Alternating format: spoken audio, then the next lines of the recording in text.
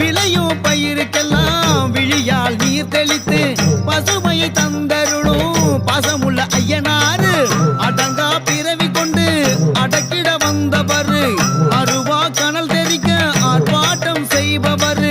ஊராளும் உத்தமரு பாதம் தொழு பாவம் தீரும் உலகாலும் ஐயனாறு நாமம் சொல்லு நன்மை சேரும் தாவி வரும் குதிரையின் ஓசையது கேட்குதே தங்க நிற ஐயனாறு தரிசனம் தெரியுதே